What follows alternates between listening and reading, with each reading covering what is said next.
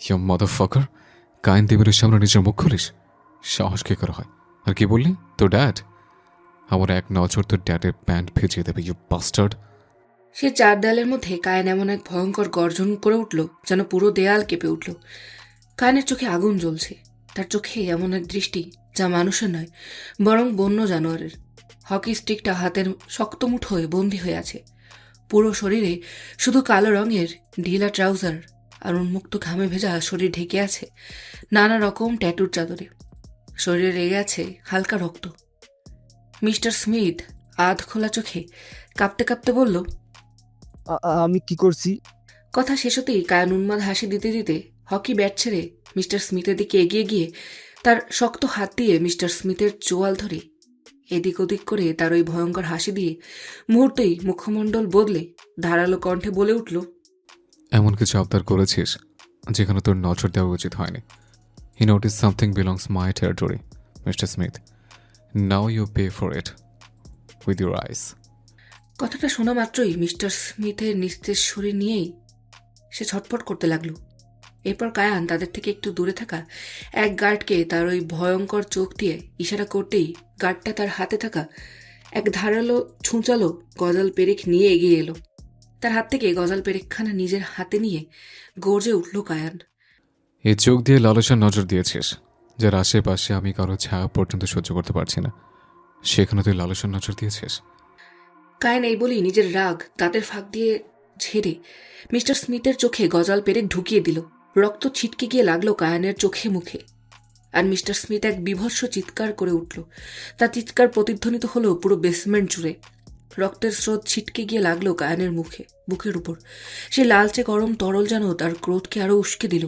কায়ান গভীর শ্বাস নিতে নিতে সেই রক্ত নিজের আঙুলে মুছে কাপা কাপা কণ্ঠে বলল, আমি ওই মেয়েকে ঘেন্না করি। কেন জানিস? মিস্টার স্মিথের কোনো জবাব দেওয়ার মতো অবস্থা আর নেই। এদিকে সঙ্গে সঙ্গে আরেকজন গার্ড টাওয়াল নিয়ে কায়ানের পাশে এসে দাঁড়ালো। নিজের হাত থেকে গজলটা ফেলে দিয়ে গার্ডের হাত থেকে টাওয়ালটা নিয়ে নিজের মুখ মুছতে মুছতে এক দীর্ঘ নিঃশ্বাস ছেড়ে একা একাই বলে উঠল, কারণ আমার নর্মাল লাইফকে অ্যাবনর্মাল করার জন্য, যার এক কথায় পুরো তুরস্কের বিজনেসের দুনিয়া কেঁপে ওঠে, সে মানুষটাকে অকেজো করে দেওয়ার জন্য।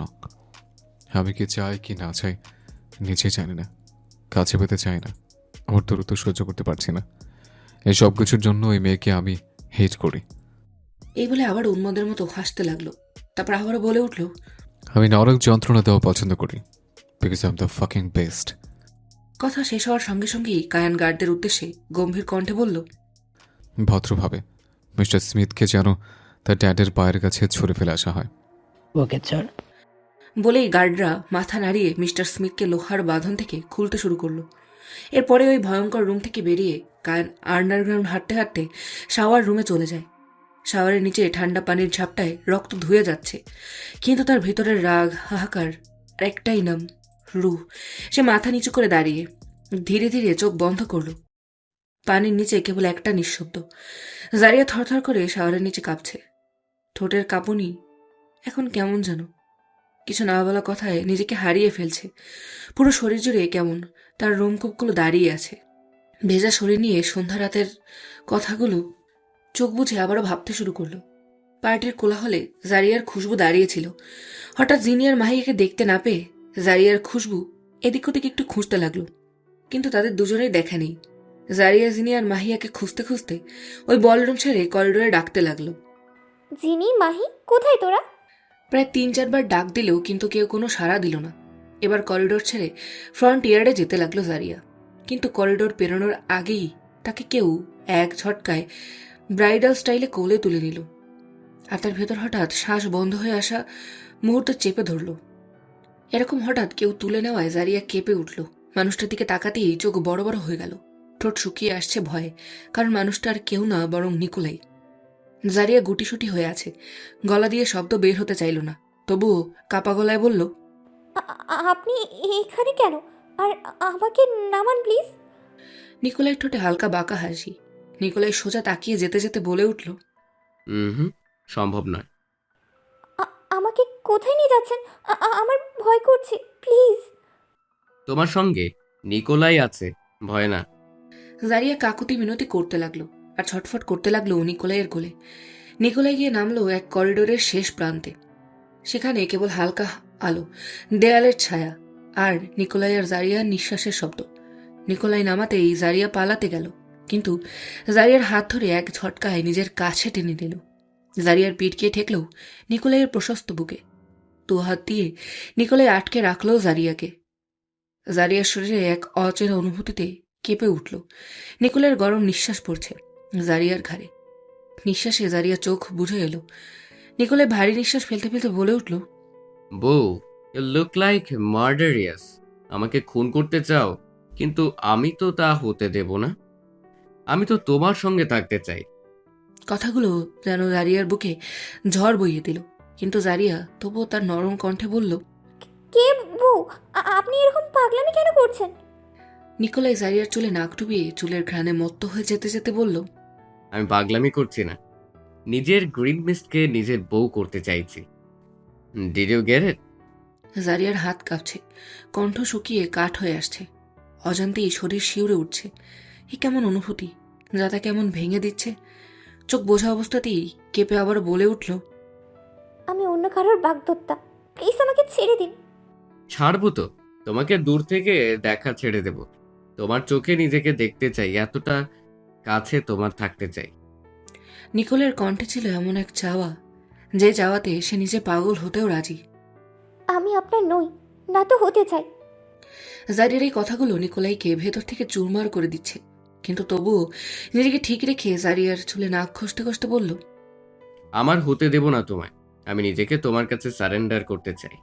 I want to be yours. জোর করে কিছু পাওয়া যায় না। মাই গ্রিন বেস্ট, আমি এখনো জোর করিনি। যদি জোর করতাম, তাহলে আমার সামনে এই মুহূর্তে তুমি জারিয়া জেরিন শেখ হয়ে নয়, জারিয়া জেরিন রুশো হয়ে দাঁড়িয়ে থাকতে। আপনাকে আমি পছন্দ করি না, আপনি একটা পাগল। কথাটা শোনা মাত্রই নিকোলাইয়ের চোখে এক পাগলামির আগুন জ্বলে উঠল। সঙ্গে সঙ্গে জারিয়াকে নিজের দিকে ঘুরিয়ে জারিয়ার চিবুক ধরে কর্কশ কণ্ঠে বলে উঠল, তাহলে আমি টাচ করায় আমাকে সরিয়ে কেন দিলে না? আমার এই সামান্য টাচে নিজেকে এতটা কাঁপিয়ে দিচ্ছ। এখন এই গভীর টাচকে কি করে ইগনোর করবে green mist? You don't want them, you don't be mine, just be my soul baby. এক দীর্ঘশ্বাস ফেলে নিকোলাই আবারও বলল, আমি এখন এমন কিছু করব যার উপর আমার পুরোপুরি লিগ্যাল রাইটস আছে। লিগ্যাল রাইট শুধু কাগজে হয় না, মন থেকেও হয়। আর আমি মন থেকে মেনে নিয়েছি তুমি আমার গ্রিন মিস্ট। এই বলেই জারিয়ার ঠোঁটে নিজের ঠোঁট ডুবিয়ে দিয়ে জারিয়ার কোমর ধরে নিজের কাছে টেনে নিল। আলো যেন নিভে এলো। জারিয়ার মনে হচ্ছিল সে একদিকে পালাতে চায়, অন্যদিকে কোনো এক অদৃশ্য টানে যেন আটকে যাচ্ছে, নিজের উপরও বিশ্বাস হারাচ্ছে ধীরে ধীরে। এসবের ভাবনার মাঝেই জারিয়ার শরীর বেয়ে ঠান্ডা পানি বয়ে যাচ্ছে, কিন্তু ওঠার শক্তি নেই। রাতের হালকা আলোয় বেসমেন্ট ছেড়ে যখন নিজের রুমে প্রবেশ করলো, কায়ান দেখল পুরো পৃথিবীটা তার সামনে ভেঙে পড়ে আছে। কিন্তু সে যেন আজ এই ধ্বংসের মধ্যেই থাকতে চায়। যে রুমে এক ধুলোর কণা পড়ে থাকতে ভয় পায়, সেই রুমে আজ ঝড় বয়ে গেছে। তার মুখে কোনো রাগ নেই, শুধু একরাশ নিঃশব্দ ক্লান্তি। একটা দীর্ঘ নিঃশ্বাস নিয়ে ধীরে ধীরে এগিয়ে গেল ওয়াইন কাউন্টারের দিকে। সেখানে এখনও সারি সারি বোতল সাজানো। পার্টির নেশার ঘোর এখনও কাটেনি, তবুও সে একটা গ্লাস তুলে নিল। গ্লাসের কাছে নিজের প্রতিচ্ছবি দেখল, চোখ লাল, মুখে অদ্ভুত হাসি, যা ব্যথা আর পাগলামোর মাঝামাঝি কোথাও দাঁড়িয়ে আছে। গ্লাসে ওয়াইন ঢেলে এক চুমুক দিল, তারপর ধীরে ধীরে সোফায় বসে পড়ল। নেশা ধীরে ধীরে শরীর জুড়ে ছড়িয়ে গেল, কিন্তু আজকের নেশা অন্যরকম। এটা মদের নয়, এটা এক অদ্ভুত শূন্যতার নেশা।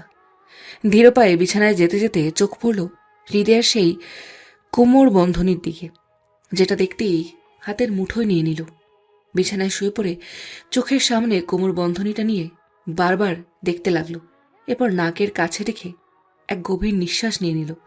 একটা দীর্ঘ নিঃশ্বাস নিয়ে চোখ বন্ধ করল কায়ান। বাতাসে তখন মদের গন্ধ, আর ভেতরে পড়তে থাকা হৃদয়ের শব্দ যেন শোনা যাচ্ছিল। হঠাৎ মনে হলো কেউ যেন তার সামনে আছে। চোখ খুলতেই হালকা ডিম আলোর মধ্যেও এক পরিচিত ছায়া। হৃদিয়া তার মেয়েধীন পেটের উপর বসে আছে, লম্বা চুল কাজ শুয়ে পড়েছে। হৃদিয়া তার বড় বড় ডাগর ডাগর চোখ দিয়ে কায়ানের দিকে একভাবে তাকিয়ে আছে। কায়ানও এক দৃষ্টিতে তাকিয়ে রইল। মুখে এক অস্পষ্ট হাসি ফুটে উঠল। তার চোখের ভাষা ছিল এমন যেন হৃদয়ের উপস্থিতি তাকে ধ্বংস আর শান্তি দুটোই একসাথে দিচ্ছে। হৃদয়ের দুই পা ধরে নিজের আরও কাছে টেনে নিয়ে বলে উঠল, তুমি বিপদকে সুন্দর করে তুলতে জানো তো, আমি বিপদে ডুবে যেতে চাই। তার কণ্ঠে নেশা ছিল, কিন্তু সেই নেশা মদের নয়। এটা ছিল এমন এক চাওয়া যা সে যতই অস্বীকার করতে চায় ততই দহন হয়ে ওঠে। কর্কশ কণ্ঠে আবার বলে উঠল, you make danger look mighty fine. Oh fuck, how can I control? এই বলেই হৃদয়ার মুখটা নিজের কাছে নিয়ে ঠোঁটজোড়া মিলিয়ে দিলেও হৃদয়া ঠোঁটে। হৃদয়া ঠোঁটের গভীরে ডুবে গিয়ে হৃদয়া ঠোঁট ছেড়ে ভারী নিঃশ্বাস ফেলতে ফেলতে হৃদয়াকে ঘুরিয়ে বিছানায় নিজের নিচে নিয়ে তাকে নিজের মধ্যে আটকে নিল। হৃদয়া খিলখিল করে হাসছে।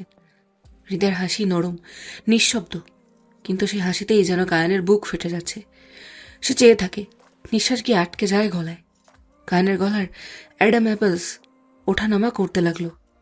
সে নিঃশব্দে ফিসফিস করে বলল, Ru, you know what you do to me? শ্বাসের গতি তীব্র হতে লাগলো। হাসকি কণ্ঠে তার চোখের দিকে চোখ রেখে বলে উঠল। Your one smile and I lost again, রু। এরপর গলায় মুখ টোপাতে টোপাতে বলে উঠল, রু, you taste like uncontrol. Because after taste you, I'm controlless. ইস্তাম্বুলের সকালের আলোটা যেন আজ অন্যরকম ছিল, নরম, কিন্তু কেমন যেন তীব্র স্পর্শ নিয়ে জানলার কাজ ভেদ করে কায়ানের মুখে এসে পড়ল। কিন্তু সে এতটাই ঘুমে বিভোর যে কোনো আলোই তার ঘুম ভাঙাতে পারল না। হঠাৎ ঘুমের মধ্যেই কায়ানের কানে এক কণ্ঠস্বর ভেসে আসলো। কায়, ওয়েক আপ কায়। কিন্তু কায়ানের ঘুম যেন এখনো অনেক গভীরে, চোখ খুলতে পারছে না। আবারও চেনা কণ্ঠস্বর কানে এসে বাজল। কায়, জাস্ট ওয়েক আপ ম্যান। ধীরে ধীরে এদিক ওদিক করে কায়ান চোখ খুলতে লাগলো, যেন বিরক্ত হতে লাগলো। কায়ান বিরক্ত হয়ে সে অবস্থাতেই ঘুমন্ত কণ্ঠে বলল, সকাল সকাল বিরক্ত করছিস কেন? I need more sleep. Don't disturb me. এই বলে কায়ান আবারও ঘুমের দেশে পাড়ি দিতে যাবে, কিন্তু তখনই কানে এক চিৎকার এসে পৌঁছলো। কায়, it's 11:30 AM now, not morning. ঘুমের মধ্যেই কথাটা কানে যেতেই কায়ান ঘুম ছেড়ে ধরফড়িয়ে উঠল। What? আমি এতক্ষণ কি করে ঘুমালাম? কায়ানের সামনে তখন নিকোলাই দাঁড়ানো, যাকে দেখতেই নিকোলাই হতভম্ব হয়ে তাকিয়ে রইল। তারপর এদিক ওদিক করে গলা খাঁকড়ে দিয়ে বলে উঠল, রুমে তো ঝড় তুলে রেখেছিস, এখন তো দেখছি নিজের একই অবস্থা করেছিস। What? নিকোলাইয়ের দৃষ্টি তখন কায়ানের দিকে। তার গায়ে পোশাক নেই, আধা দেহ কমফোর্টারের নিচে ঢাকা, গলায় ঝুলছে হৃদয়ার কোমর বন্ধনী। বিছানার ওপর ছেঁড়া বালিশের ফেদার ছড়িয়ে আছে। মেঝেতে কায়ানের টি শার্ট গড়াগড়ি খাচ্ছে। দৃশ্যটা এমন যেন মনে হচ্ছে রাতটা কোনো যুদ্ধক্ষেত্র ছিল। কায়ান নিজের দিকে তাকিয়ে একরাশ অস্বস্তিতে গলা থেকে সেই কোমর বন্ধনী খুলে নিয়ে নিচু স্বরে বলে উঠল। What the fuck is this? সে ছুঁড়ে ফেলতে যাবে, কিন্তু হাত থেমে গেল। চোখের সামনে হঠাৎই গতরাতের টুকরো টুকরো দৃশ্য ভেসে উঠতে লাগলো। হৃদয়ার মুখ, তার চোখের গভীরতা, সে এক মুহূর্তের বিভ্রান্তি আর নিজের হারিয়ে যাওয়া মন। তার শ্বাস ভারী হয়ে উঠল। কায়ানের চোখ বড় বড় হয়ে উঠল সঙ্গে সঙ্গে। কায়ানের অবস্থা দেখে নিকোলাই মুচকি মুচকি হেসেই যাচ্ছে। কায়ান কোমরবন্ধনীটা সাইড টেবিলে রেখে তাড়াতাড়ি করে কমফোর্টার সরিয়ে উঠতে যাবে, তখন নিকোলাই চোখ বন্ধ করে অন্যদিকে ঘুরে দাঁত মুখ কুচকে বলে উঠে, প্লিজ ম্যান, অন্তত ট্রাউজারটা পর। কায়ান নিজের দিকে তাকিয়ে দেখলেও শুধু ট্রাঙ্ক পরা। ব্রু উঁচু করে একটু ভেবে তাড়াতাড়ি করে বিছানায় পড়ে থাকা ট্রাউজারটা পরে নিল। কায়ানের রুমের অ্যাক্সেস শুধু নিকোলাইয়ের কাছেই আছে, তাই তার রুমে নিকোলাই ছাড়া আর কেউ প্রবেশ করতে পারে না, ভেতর থেকে দরজা বন্ধ থাকলে। এরপরেই নিকোলার উদ্দেশ্যে বলল, Done. কায়ান নিজের উস্কো খুস্কো চুলগুলো দু হাত দিয়ে টেনে নিজের বিরক্ত বের করতে করতে বলল, Fuck. I just fucked my mind. একটা সাইডে এখনো ড্রেসিং টেবিলের আয়নার কাঁচ ভাঙার টুকরো ছড়িয়ে ছিটে আছে। ড্রেসিং টেবিলের সব জিনিস নিচে পড়ে আছে। নিকোলা একটু সাবধানে পা ফেলে সোফায় বসতে বসতে মুচকি হাসি দিয়ে বলে উঠল, সো বালিশের সঙ্গে ফার্স্ট নাইট কাটাতে কেমন লাগলো? বালিশের যা অবস্থা করেছিস, আমার তো তোর ফিউচার ওয়াইফ নিয়ে টেনশন হচ্ছে। এই বলেই নিকোলাই আবার হাসতে শুরু করলো। কায়ান ঠোঁট কামড়ে ফেলল রাগে, মুখের রেখা শক্ত হয়ে উঠল। কায়ান নিকোলাইয়ের এই গা জ্বালানো হাসি দেখে নাক ফুলিয়ে বলল, Just shut up. নিকোলাই এবার নিজের হাসি থামিয়ে বলে উঠল, লায়লা বাইরে দাঁড়ানো, এই সময় এখানে কেন? তোর বউ তুই জানবি, আমি কি করে জানবো? আমি শুধু আমার বউয়ের খবর রাখি। নিকোলের কথা শেষ হতেই কায়ান রুদ্রমূর্তি করে তাকিয়ে গম্ভীর স্বরে বলে উঠল, she is not my wife, she is my fiancée. হয়ে যাবে আর 4 দিন পর। এর মধ্যেই লায়লা আজ খোলা দরজায় নক দিয়ে দরজা খুলে রুমে ঢুকতেই চোখ বড় বড় করে চারদিকে তাকিয়ে হতভম্ব হয়ে বলে উঠল। কায়, হোয়াট ইজ দিস? এরপরে লায়লার চোখ গেল বেড সাইড টেবিলে রাখা হৃদয়ার কোমর বন্ধনের উপর, যেটা দেখার সঙ্গে সঙ্গেই লায়লার মুখের রং বদলে গেল। সে তীব্র পায়ে এগিয়ে গিয়ে টেবিল থেকে সেটা তুলে নিল। আঙুল কাঁপছে, চোখে আগুন। নিকোলা একটু গলা খাঁকড়ে দিয়ে উঠল, কারণ এর পরের পরিস্থিতি কি হতে পারে সেটা নিকোলাইয়ের জানা। কিন্তু কায়ান যেন ডোন্ট কেয়ার ভাব নিয়ে লাইটার জ্বালিয়ে সিগারেট ধরাতে শুরু করলো। লায়লা একটু রাগান্বিত স্বরে বলে উঠল। কায়, এটা কি? কায়ান জানলার কাছে গিয়ে ধোয়া ওড়াতে ওড়াতে ঠান্ডা গলায় বলে উঠল। এক্স্যাক্ট নাম জানো নেই, তবে জিনিসটা বড্ড মাথা নষ্ট করে। কায়ানের জবাব শুনে লায়লা চোখ মুখ কুচকে বলে উঠল। It's called women waist chain Kay. আর এটা তো রিদিয়ার, তাহলে এখানে কি করছে? পা গজিয়েছিল, হেঁটে হেঁটে চলে এসেছে। কায়ানের এরকম জবাব শুনে লায়লা একটু অবাক হলো, কারণ এরকম সুরে কখনো কায়ান কথা বলেনি তার সঙ্গে। লায়লা এবার নিকোলাইয়ের দিকে তাকিয়ে পড়ল। এই তাকানোর মানে এটা যে তাদের যেন একা ছেড়ে দেওয়া হয়। নিকোলাই সেটা বুঝে উঠতেই কায়ানকে পেছন থেকে বলে উঠল। কায়, আমি নিচে ওয়েট করছি, রেডি হয়ে আয়। এরপরে লেট হবে, আঙ্কারা থেকে রাতে ফিরতে পারবো না। Already you are late. আর আমি অ্যালেক্সকে বলে দিচ্ছি রুম ক্লিন করে দিতে। কায়ান চুরুটটা স্ট্রেটে ডুবিয়ে এক গভীর নিঃশ্বাস নিয়ে বলে উঠল। ওকে, গিভ মি 20 মিনিটস। নিকোলাই বেরিয়ে যেতেই লায়লা যেন কায়ানের সামনে গিয়ে কিছু অধিকার নিয়ে উচ্চস্বরে বলে উঠল। কায়, এটা এখানে কি করছে? আর রুমের অবস্থা এরকম কেন? কায়ান ওয়াশরুমের দিকে যেতে যেতে বলে উঠল। আমি অলরেডি লেট লায়লা, আর তুমি ভালো করে জানো আমি একবারও জবাব দিতে পছন্দ করি। ইউ ক্যান লিভ নাও। লায়লা যেন কথাগুলো সহ্য করতে পারছে না। সে কায়ানের পেছন গিয়ে হাত টেনে ধরে বলে উঠল। You need to answer. এটা এখানে কি করে আসলো? কায়ান বিরক্ত হয়ে যাচ্ছে। এমনিতেই রাতের হ্যাংওভার এখনো কাটেনি, মাথাটা হালকা ধরে আছে। একটু বিরক্ত হয়েই বলল। আমি নিয়ে এসেছি। আমার মাথা নষ্ট হচ্ছিল ওর কোমরে ওটা দেখে, তা নিয়ে এসেছি।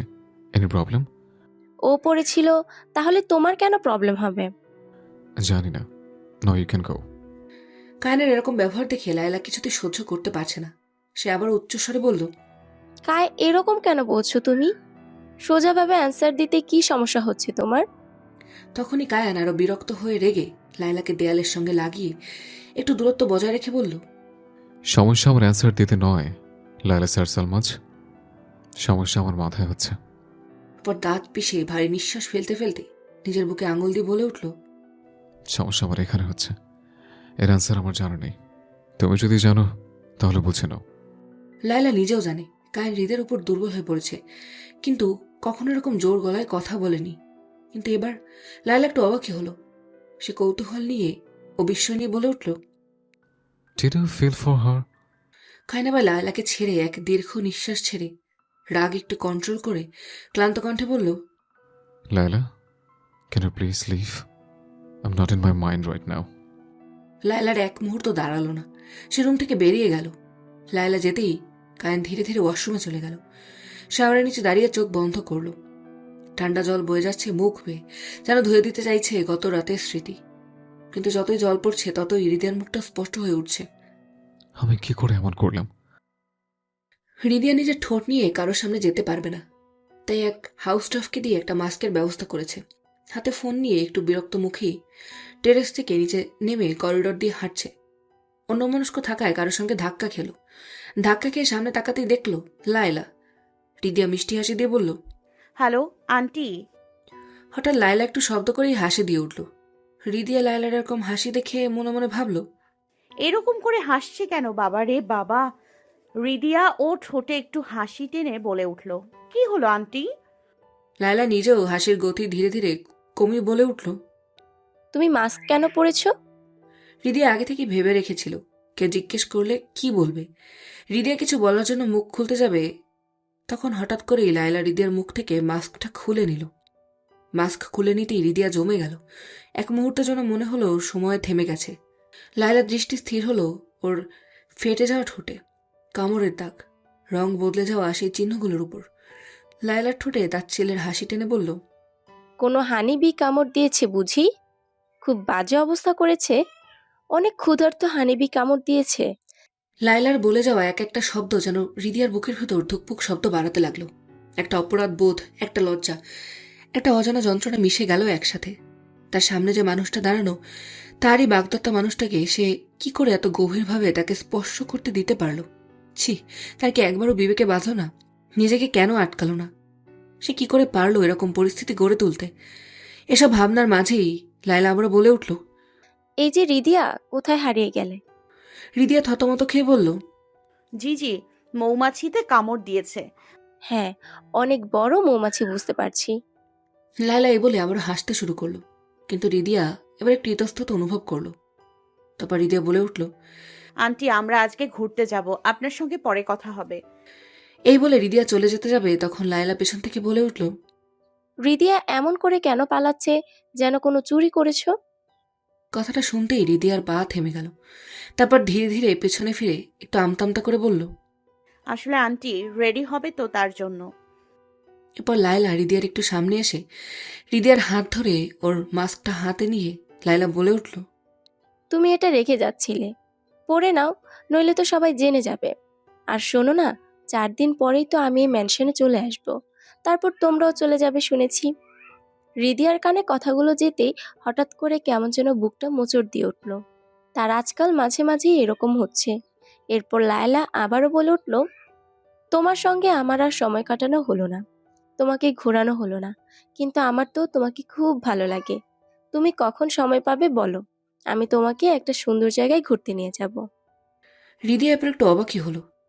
রিদিয়া এবার একটু নরম কণ্ঠে বলল, না না না আন্টি, থাক, এসবের কোনো দরকার নেই। আপনি ব্যস্ত হয়ে থাকবেন, আমাদের চলে যাওয়ার টাইম হবে। কথাটা শোনা মাত্র লায়লা হাসি দিয়ে বলল, আরে কোনো ব্যাপার না, এরপরে তুমি আর সময় পাবে না। রিদিয়া আবার না করতে পারল না। লায়লা এত জোর করছে দেখে একটু মৃদু হেসে বলে উঠল, ওকে আন্টি, আপনার যখন সময় হবে বলবেন, আমি যাব আপনার সঙ্গে। নিশ্চয়ই বলবো, আমাকে তো বলতেই হবে। ঠিক আছে, এখন তুমি যাও, তোমার অনেকটা সময় নষ্ট করে দিলাম। তবে কোথায় যাচ্ছ তোমরা? না না না আন্টি, সেরকম কোনো ব্যাপার না। আমি তো জানি না জান্টুস আমাদের কোথায় নিয়ে যাবে। আমি তো এখানের কিছুই চিনি না।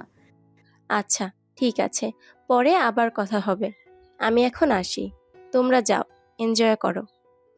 এই বলে সে এক বাঁকা হাসি দিয়ে সিঁড়ি বেয়ে নিচে নামতে লাগলো। হৃদয় দাঁড়িয়ে রইল করিডোরে। তার বুকের ভেতর যেন গভীর একটা পাথর পড়ে আছে। এরপর রিদিয়া ধীরে ধীরে নিজের রুমের দিকে হাঁটতে লাগলো। খুশবুর রুমে হাসি ঠাট্টার এক হালকা দোলা বয়ে চলেছে। মাহিয়া বিছানার উপর আতশাহ অবস্থায় শুয়ে আছে। চুলগুলো বিছানার উপর ছড়িয়ে পড়েছে। ঠোঁটে লেগে আছে এক অদ্ভুত হাসি। চোখে দূরের কোনো ভাবনা, মনটা যেন অন্য কোথাও উড়ে গেছে। ওর আমার হাসি দেখে জিনিয়া প্রথমে একটু অবাক হয়ে তাকালো।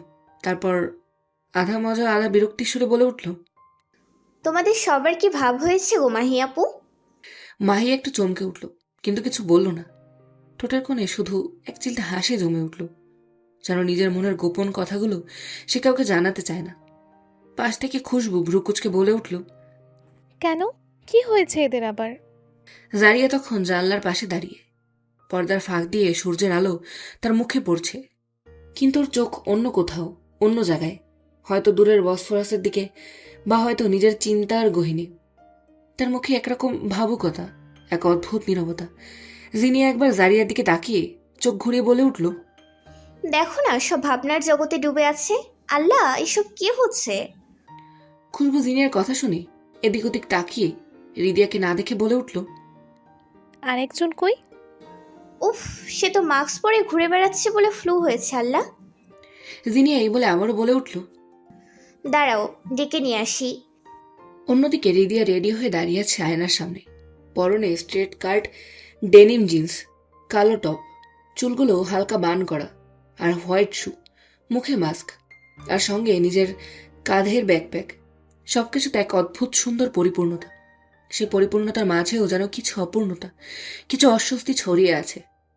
আয়নার মধ্যে নিজেকে আরেকবার দেখল রিদিয়া। তারপর দীর্ঘ নিঃশ্বাস ফেলে রুম থেকে বেরিয়ে পড়ল। রুম থেকে বেরিয়ে করিডোরের নরম আলোয় তার হোয়াইট সুজুতোর শব্দটা নিস্তব্ধতার মধ্যে ছোট ছোট প্রতিধ্বনি তুলছিল। ঠিক তখনই কায়ান নিজের রুম থেকে বেরিয়ে এলো, আর মুহূর্তের মধ্যে পুরো করিডোর যেন তার উপস্থিতিতে জমে গেল। রিদিয়া কায়ানকে দেখা মাত্র তার বুকের ভেতরটা ধুকপুক করে উঠল, থমকে দাঁড়িয়ে গেল। তার সামনে যে মানুষটা এগিয়ে আসছে সে যেন শুধু একজন পুরুষ না, নীরব ঝড়ের মতো। তীক্ষ্ণ চোয়ালের রেখা স্পষ্ট, ঠোঁটে একটুকু কঠিন ভঙ্গি, নীলব চোখ দুটো হালকা শান্ত গভীর, অথচ এমন দৃষ্টি যা কেউ সহ্য করতে পারে না। হাতে প্ল্যাটিনামের রিস্ট ওয়াচের ঝলক, চুল নিখুঁতভাবে জেল দিয়ে ব্যাকব্রাশ করা, গায়ে গাঢ় নীল দামি টি শার্ট, আর তার সাথে পরা অফ হোয়াইট টেইলার ট্রাউজার, কোমরে স্লিক বেল্ট, পায়ে ইতালিয়ান লোফার জুতো। কায়ন একবার তাকালো রিদিয়ার দিকে, আর সেই এক দৃষ্টিতেই রিদিয়ার বুকের ভেতরটা হালকা কেঁপে ওঠে। কায়ন যত কাছে আসছে তার শরীর থেকে তত ভেসে আসছে কলোনিয়া উড পারফিউমের গন্ধ, কিন্তু এমন এক সুগন্ধ যা একবার নাকে লাগলে মনে গেঁথে থাকে। সেই গন্ধ হৃদয়ের নাকে আসতেই আজ আবার হৃদয় না চাইতেও চোখ বন্ধ করে নিল। কায়ন তার পাশ থেকে এমনভাবে হেঁটে গেল যেন সে অপরিচিত একজন মানুষ, কিন্তু হৃদয় এখনো চোখ বন্ধ করে আছে।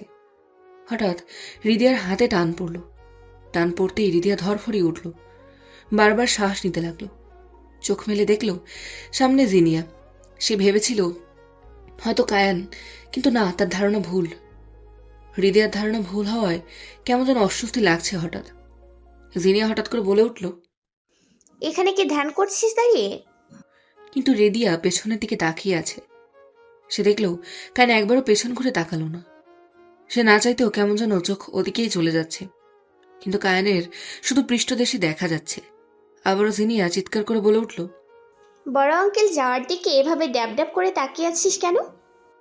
হৃদয়া মাথা ঘুরিয়ে বলল, না, কিছু না।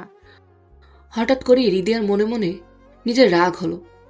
সে কি করছিল এতক্ষণ ভাবতেই নিজের মধ্যে রেগে মনে মনে বলে উঠল, শালা খবিশের বাচ্চা আমার ঠোঁটটার আস্তাগফিরুল্লাহ করে এখন ভাব মারাচ্ছে। ইস, আমার সহ্য হয় না তোর আশেপাশে কেউ। ভণ্ডর বাচ্চা ভণ্ড, আর এখন এমন ভাব যেন আমায় চেনেই না। এই কথা শেষ হতেই দাঁত কিরমির করে আবারও বলল, আর ওই ভণ্ড অ্যানাকোন্ডা আমার দিকে তাকায়নি বলে আমি কেন রেগে যাচ্ছি? আমারও কি মাথা তার ছিঁড়ে গেছে? যত সব ভাট বকা পাগল ছাগল লোকজন। এই বদমাস বেটা আমার প্রথম চুমুর তাজমহল বানিয়ে দিল। এর মধ্যেই খুশবুর রুমে প্রবেশ, দুজনে মিলে। এদিকে কায়ের নিচে নামতেই নিশাত বেগমকে দেখা মাত্রই তাকে আলগা করে জড়িয়ে বলল, সালাম মাম্মা। নিশাত বেগমও স্নেহভরা সুরে কায়নের পিঠ ঘষতে ঘষতে বলে উঠল, মেহরাবা বাবা। এরপর কায়ান সোফায় বসে থাকা জাহানারা বেগমের দিকে তাকিয়ে শুধু বলল, সালাম। আজ আর জাহানারা বেগমকে কায়ান সিস্টার বলল না। জাহানারা বেগম হেসে বলল, ওয়ালাইকুম সালাম বড় ভাই।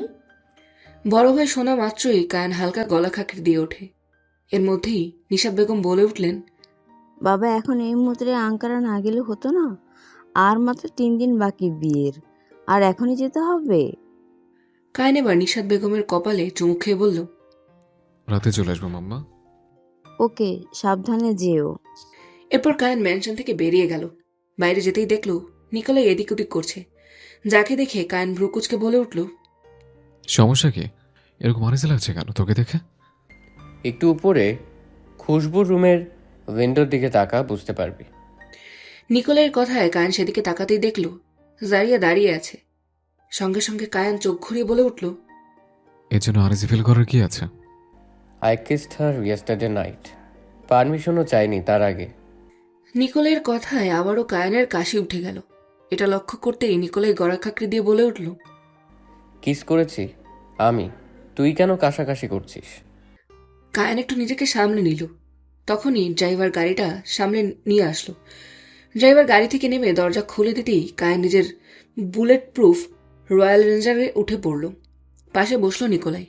গাড়িটা তাদের হেলিপ্যাড লোকেশনের উদ্দেশ্যে রওনা দিল।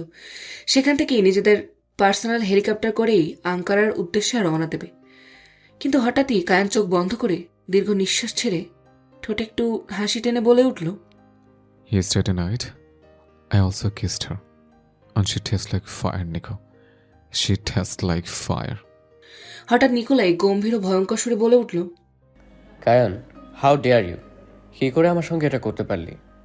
কায়ান চোখ খুলে ভ্রু উঁচিয়ে বলল, আমি কি করলাম? নিকোলাই দাঁতে দাঁত পিষে চোখে আগুন নিয়ে বলে উঠল, ইউ রাস্কেল, তুই ওকে কিস করার সাহস কি করে পেলি? আমি ওকে কিস করেছে, তোর কেন রাগ হচ্ছে? নিকো, আমি কিন্তু সহ্য করবো না তুই যতই আমার বেস্ট ফ্রেন্ড হোস না কেন। কায়, তুই ভালো করেই জানিস আমি জারিয়াকে নিজের বউ ভেবে নিয়েছি। তুই সাহস কি করে পেলি ওকে কিস করার? নিকোলাইয়ের কথা শুনে কায়ানের মুখ কুঁচকে গেল। এরপর ভ্রু উঁচু করে বলে উঠল, Are you idiot? Just fuck your mouth, rascal. আবারও গাড়ির সিটে হেলান দিয়ে চোখ বন্ধ করতে করতে বলে উঠল, আমি তো রুহুর কথা বলছি। I mean, Ridiya. আমি কখনো বলতে পারবো না, নিকো। এই বলে আবারও ঠোঁটের কোণে হাসি টেনে বলল, আমার রাগের গভীরতা অজান্তেও ঠোঁটে রেখে এসেছে। গভীরতার তীব্র আগুনের কারণের মুখ ঢাকতে এখন মাস্কে ভরসা। চোখ এখনো বন্ধ, কিন্তু কায়ানের কণ্ঠস্বর যেন থামার কথাই ভুলে গেছে। তার গলায় এক গাঢ় মুগ্ধতা, এক ভয়ানক টান। Blue denim, black T shirt, hair bun, white shoe, হাতে স্মার্ট ওয়াচ, টি শার্টের উপরে আবার লেখা আই এম ডেঞ্জার। এই বলেই এবার একটু শব্দ করে হেসে উঠল। আর নিকোলাইয়ের কথাগুলো শুনে যেন হতভম্ব হয়ে গেল। একটু দৃঢ়কণ্ঠে বলে উঠল, কায়, তুই লায়লাকে কমিটমেন্ট দিয়েছিস? কায়ান এক দীর্ঘ নিঃশ্বাস ছেড়ে বলল, এই জন্য তো ইগনোর করেছি সবকিছু। জানি না ওর জন্য আমি কেন এগুলো ফিল করছি, তবুও নিজেকে বোঝাতে চাইছে আই উইল হেট হার। লায়লার সঙ্গেও বাজে বিহেভ করেছে, আমার ফাকিং মাইন্ডের জন্য ওর সাথে বাজে বিহেভ করেছে। নিকোলাই ঠিকই বুঝতে পারছে যা কায়ান বুঝতে পারছে না। নিকোলাই কোনো জবাব দিল না।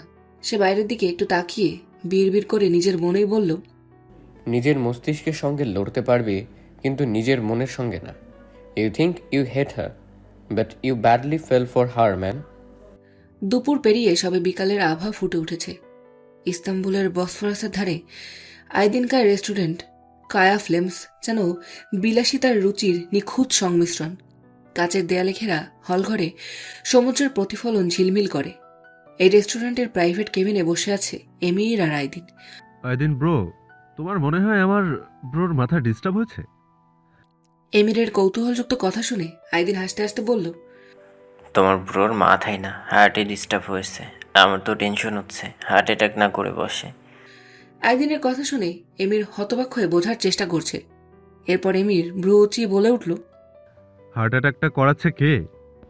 আইদিন আবারও হেসে বলে উঠল, চোখ খোলা রাখ, দেখতে পারবি। এসব বাদ দে, অফিস ছেড়ে এখানে কি তোর এই সময়? এমির এবার একটু দুষ্টু হাসি দিয়ে বলে উঠল, আরে এদিন ব্রো, নিজের ব্রোর বিয়ে বলে কথা, এখন অফিস বাদ। চলো না একটু স্পেশাল বডি মেসেজ নিয়ে আসি। বডিতে মেসেজ দরকার এখন। আইদিন থাই গ্লাস ভেদ করে সমুদ্রের ঢেউয়ের দিকে তাকিয়ে বলল, ভাবছি প্লে বয়ের ট্যাগটা নিজের নামের পাশ থেকে সরিয়ে দেব। এই কথা শোনা মাত্রই এমির মুখ হা হয়ে গেল। সে চোখ বড় বড় করে বলল, হ্যাঁ, এই কথা তুমি বলছো? আমি বিলিভ করতে পারছি না। আইদিন এবার নিজের সিগনেচার ড্রিঙ্কের চুমুক দিয়ে বলল, না রে, সত্যি মনটা কেমন যেন মাহিয়া মাহিয়া মাহিয়া করে রে। এমির কিছু বলতে যাবে এর মধ্যেই কেবিনের দরজায় কেউ নক করলো।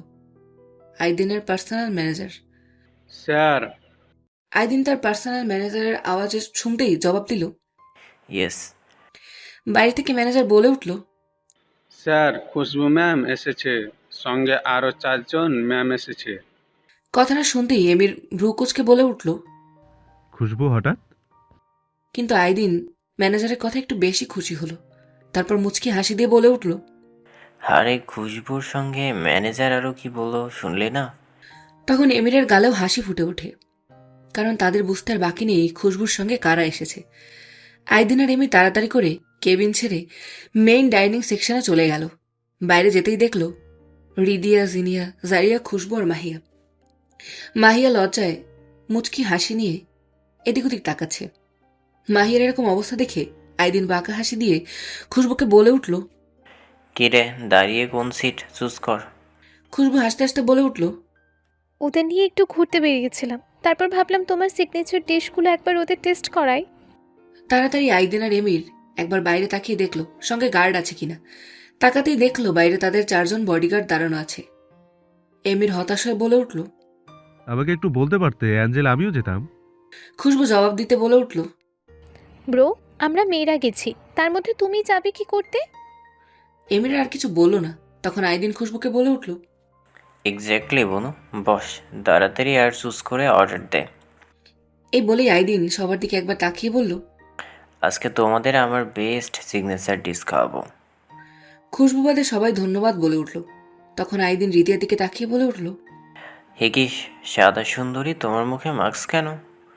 এটা বলার সঙ্গে সঙ্গেই এমির হৃদয়ের দিকে এগিয়ে এসে কৌতূহল নিয়ে বলল, সাদা বুড়ি, তোমার সুন্দর মুখটা এরকম মাস্ক দিয়ে ঢাকা কেন? হৃদয় জবাব দিতে যাবে তার আগেই জিনিয়া হৃদয়ের হাত টেনে নিজের কাছে নিয়ে তাতে দাঁত পেশে বলে উঠল। লুচ্চাদের আমার বোনের সুন্দর মুখ দেখাবো না, তাই মাস্ক পরিয়েছি। জিনিয়ার কথা শুনে এমির বাঁকা হাসি দিয়ে বলে উঠল। তাহলে নিজের মুখটা কেন খুলে রেখেছো ব্ল্যাক পরি? এক কাজ করো, তুমি নিজের মুখটা বরং তালা দিয়ে রাখো, কারণ তুমি যতটা সুন্দর ততটাই বাজে তোমার কথা। জিনিয়া কটমট করে কিছু বলতে যাবে তখন জারিয়া বলে উঠল। জিনি, এটা কিন্তু বাসা নয় আমাদের, ভদ্রভাবে থাক। জিনি গজগজ করতে করতে চেয়ারে বসে পড়ল। এর মধ্যেই হৃদয় একটু হাসতে হাসতে বলল, হ্যান্ডসাম, আপনি কিন্তু আমার ছোটুনিকে এভাবে বলতে পারেন না। এমি হৃদয়ের কানের পাশে গিয়ে ধীমে গলায় বলল, তুমি যদি বলো সাদা পরি, আমি অন্যভাবে তোমার আপুর সঙ্গে কথা বলতে পারি। হৃদয় হাসতে হাসতে ধীমে গলায় বলল, নিজের হ্যান্ডসাম চেহারার ফালুদা করতে না চাইলে বলতে পারেন।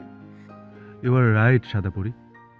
এমির আর হৃদয়ের কথার মাঝেই মাহি আর আইদিনের চোখাচোখি চলছে। আইদিন মাহিয়ার পাশে গিয়ে ধীমে গলায় বলে উঠল, মিস মাহি, আপনার জন্য কিছু স্পেশাল থাকবে। মাহিয়া কথাটা শুনতেই লজ্জায় লাল হয়ে মুখ নিচু করে বলল, আমার জন্য কেন স্পেশাল? আইদিন দুষ্টু হাসিতে জবাব দিল, কারণ you are my special gifts, that right. এদের এই কথোপকথনের মাঝেই পাশের এক টেবিলে বসা লোক তার টেবিলে থাকা কাঁটা চামচ নিয়ে খুশবুর গলার কাছে গিয়ে ধরল। রেস্টুরেন্টে সেই মুহূর্তের জন্য 1 সেকেন্ডে বদলে গেল। একটু আগের হাসি, গল্প, আলো আর নরম মিউজিকের মধ্যে ডুবেছিল চারদিকে, কিন্তু এখন শুধু নিস্তব্ধতা আর ভয়ের কাঁপার নিঃশ্বাস। খুশবুর গলায় কাঁটা চামচ ছুঁয়ে আছে, এতটাই কাছে যে তার চোখের পাপড়িগুলোও যেন থেমে গেছে নোরা। ঠোঁট কাঁপছে, গলা শুকিয়ে গেছে, মনে হচ্ছে প্রতিটা নিঃশ্বাসই হয়তো তার শেষ নিঃশ্বাস। তার পাশেই জারিয়ার বুক ওঠানামা করছে ভয়ে, চোখে পানি জমে আছে, হাত দুটো কাঁপছে এতটাই যে নিজের পোশাক আঁকড়ে ধরে রেখেছে শক্ত করে। মাহি আর জিনিয়া একে অপরকে জড়িয়ে ধরেছে, তাদের কাঁধে চোখের পানি গড়িয়ে পড়ছে। পুরো রেস্টুরেন্টে একটা মৃত্যু নীরবতা নেমে এসেছে, যেন সবাই নিঃশ্বাস বন্ধ করে অপেক্ষা করছে এখন কি হবে।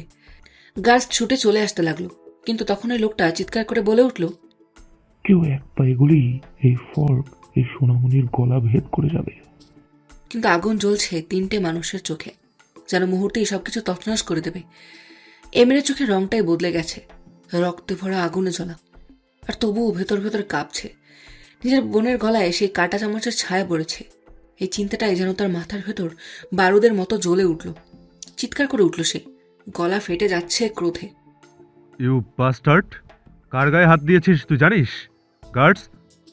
এমিরের কথা শেষ হতেই আইদিন আর এমির পা বাড়ালো সেই দিকেই, কিন্তু লোকটা ভয়ঙ্কর হাসি দিয়ে খুশবুর গলায় কাঁটা চামচটা চেপে চিৎকার করে বলে উঠল, এমির টেনিস, নো নো, একদম ভুল করবে না, এদিকে এগিয়ে, এখানেই নিজের বোনকে শেষ হতে দেখবে। আইদিনের হাত মুঠো, দাঁত কিরমির করছে, চোখে শুধু আগুন, যেন এক্ষুনি ঝাঁপিয়ে পড়বে। তখনই আইদিন গর্জে বলে উঠল, বাস্টার্ড, আমার বোনের গায়ে 1 ফোঁটা আঁচড় লাগলে তোর পুরো পরিবার সব মাটিতে পুঁতে দিব। জানিস তুই কাদের কলিজাতে হাত দিয়েছিস? এদিকে কাঁটা চামচের যন্ত্রণায় খুশবুর চোখে অশ্রু গড়িয়ে পড়ছে। খুশবু চোখ বন্ধ করে ঠোঁট ভাগ করে বেরিয়ে কাতর কণ্ঠে বলল, ব্রো। বোনের এই কাতর কণ্ঠ শুনে এমিরের বুক ফেটে যাচ্ছে, তার হাত কাঁপছে, বুক ধকধক করছে। তবু সে চেষ্টা করছে দৃঢ় থাকতে, কিছুর পরোয়া করতো না যদি না তার সামনে তার কলিজার বোন না থাকতো। সে ভারী নিঃশ্বাস ছাড়তে ছাড়তে বোনকে এই পরিস্থিতিতে ভরসা দিয়ে বলে উঠল, অ্যাঞ্জেল, ডোন্ট বি প্যানিক, ওকে? তোমার ব্রো তোমায় কিছু হতে দেবে না, ওকে? ওকে বেবি, তোমার চার ব্রো তোমার জন্য কি করতে পারে তুমি ভালো করেই জানো, রাইট বেবি? পাশ থেকে আইদিন রাগে ক্ষোভে লোকটার উদ্দেশ্যে বলল, তুই কায়ান দেমির আরসলানের কলিজায় হাত দিয়েছিস, তোর যে কি অবস্থা হবে বুঝতে পারছিস? লোকটা ভয়ঙ্কর হাসতে হাসতে বলল, তোর এই রেস্টুরেন্টে এত সিকিউরিটি যে আমাকে এই ফর্ক ইউজ করতে হচ্ছে। আমি নিজের লাইফের কথা না ভেবে এখানে এসেছি শুধুমাত্র আমার কাজ করতে। কায়ান দেমির আরসলানকে এখনই ফোন করে বল নিজের কলিজাকে বাঁচাতে চাইলে যেন আঙ্কারার ডিল সাইন না করে। কথাগুলো শুনতেই তখন এমির গর্জে বলে উঠল, ইউ ফাকার। এই বলেই এমির আবারও এগোতে গেল, কিন্তু লোকটা আবার একটু বেশি জোরে খুশবুর গলায় কাঁটা চামচটা চেপে ধরল, যার কারণে খুশবুর গলা থেকে হালকা রক্ত বেরিয়ে এলো। খুশবু ব্যথায় আহ করে উঠল। খুশবুর এই আওয়াজে যেন সবার এমির আইদিন, জিনিয়া, মাহিয়া, জারিয়ার বুক কেঁপে উঠল। কিন্তু একজনের চোখ স্থির, শ্বাস ভারী, বুক ওঠানামা করছে, ছোট্ট মুখটা শক্ত হয়ে লাল হয়ে উঠছে। এমির চিৎকার করে বলে উঠল, প্লিজ প্লিজ ডোন্ট হার্ট হার, আমি কল দিচ্ছি এক্ষুনি। লোকটা কানে লাগানো ব্লুটুথে বলে উঠল, বাস কাম, অল থিং আর হ্যান্ডেলড। সঙ্গে সঙ্গে এমির আইদিনকে ঘেরাও করলো। লোকটা আবারও চিৎকার করে এসে বলে উঠল, call Kayan Demir Arslan right now. এমির phone বার করতে লাগলো, কিন্তু পুরো পরিবেশ কেঁপে উঠল। একটা অজানা ঝড় হঠাৎ ছিঁড়ে ফেলল নিস্তব্ধতা। সবার চোখ ঝাপসা হয়ে গেল বিস্ময়ে। আর সেই ঝড়, যার দিকে তাকানো যাচ্ছে না, সে এক ঝলকে টেবিলের উপর উঠে গিয়ে এমন তীক্ষ্ণ গতিতে নেমে এলো যেন বাতাসও তার পথ ছেড়ে দিয়েছে। সে ঝড়ে লাফিয়ে সঙ্গে সঙ্গে এমির আর আইদিনের পাশে থাকা চারজনের সামনে এসে ছুটে গেল। সঙ্গে সঙ্গে হাতের যন্ত্রণায় সেই চারজন বন্দুকধারী চিৎকার করে বন্দুক ফেলে দিল নিচে। যন্ত্রণায় ছটপট করতে লাগলো। খুশবুকে আটকে রাখা সেই ব্যক্তিও ঝড় বোঝে ওঠার চেষ্টা করার আগেই সেই ঝড় তার পাশে থাকা টেবিলে উঠে তার ঘাড়ে কনুই দিয়ে এমন জোরে আঘাত করল যে সেই ব্যক্তি মেঝেতে লুটিয়ে পড়ল, ব্যথায় চিৎকার করে উঠল। সঙ্গে সঙ্গে গাছরা এসে চারজনকে অ্যাটাক করল। খুশবু সঙ্গে সঙ্গে ছাড়া পেতেই জিনিয়া, জারিয়া, মাহিয়া এসে তাকে ধরে কান্না করতে শুরু করলো জড়িয়ে। কিন্তু এমির আর আইদিনের নজর সেই ঝড়ের দিকে, যাকে দেখতেই তার মুখ হা হয়ে গেল। বোঝার চেষ্টা করছে, থমকে দাঁড়িয়ে রইল। আইদিন চোখে ঝাপসা দেখছে, চোখটা দুহাত দিয়ে বারবার মুছতে লাগলো। টেবিলে দাঁড়ানো সেই ঝড়ের দুহাতের আঙুলের মধ্যে চলছে রক্তমাখা কাঁটা চামচের খেলা। কাঁটা চামচ চারখানা ফেলে দিয়ে টেবিল থেকে লাফ দিয়ে লোকটার বুকের উপর বসে পড়ল সে। সঙ্গে সঙ্গে মাথা থেকে খোপায় জড়ানো চুলের কাঁটা খুলে লোকটার হাতের পাতায় ঢুকিয়ে দিল, আর সঙ্গে সঙ্গে লম্বা চুলগুলো চারিদিকে ছড়িয়ে গেল। লোকটা ব্যথায় চিৎকার করে উঠল। হৃদিয়ার আগে ক্ষোভে চিৎকার করে বাঁকা হাসি দিয়ে বলে উঠল, হারামির বাচ্চা, তুই এক তুচ্ছ জিনিসকে যদি হাতিয়ার বানাস, আমি সেই তুচ্ছ জিনিস দিয়ে তোদের মতো কুত্তার বাচ্চাকে ধ্বংস করব। তোর সাহস কি করে হলো আমার জান্টুসকে আঘাত করার? লোকটা ব্যথায় থরথর করে কাঁপছে, কিন্তু সেই ঝড় আবারও বাঁকা হাসি দিয়ে বলে উঠল, রিদিয়ার রুবিনা শেখ কোনো বালের ইয়েদেরকে ভয় পায় না।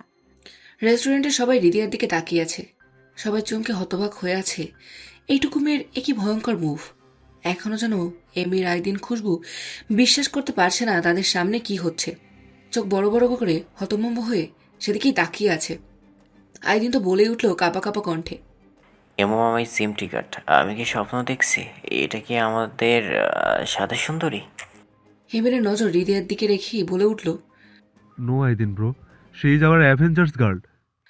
হৃদয়া লোকটার হাত থেকে কাঁটাটা তুলে লোকটার চোখের মধ্যে ঢুকিয়ে দিয়ে আবারও কাঁটাটা বের করে বলল, অনেকদিন ধরে প্র্যাকটিস করছি না, thank you, now you are my practice demo. Hridoy এবার এমির দিকে তাকিয়ে বাঁকা হাসি দিয়ে বলে উঠল, হ্যান্ডসাম, আমার ইলিগেল মুভ যেন তোমাদের পাওয়ারে লিগেল হয়ে যায়। হৃদয়ার কণ্ঠ কানে আসতেই এমির তার ভাবনার জগৎ থেকে বেরিয়ে হেসে বলে উঠল, ডোন্ট ওয়ারি সাদাপুরি, তোমার সব মুভ লিগেল। কিন্তু রেস্টুরেন্টের মেইন কাচের দরজার আড়ালে দাঁড়ানো একজন রহস্যময় পুরুষ বাঁকা হেসে বিড়বিড় করে বলে উঠল, nice move night sparrow, I love it and now you are my target also. তোমার জন্য আমার 3000 কোটির প্ল্যান ফ্লপ হয়ে গেল, তোমায় তো আর ভোলা যাবে না।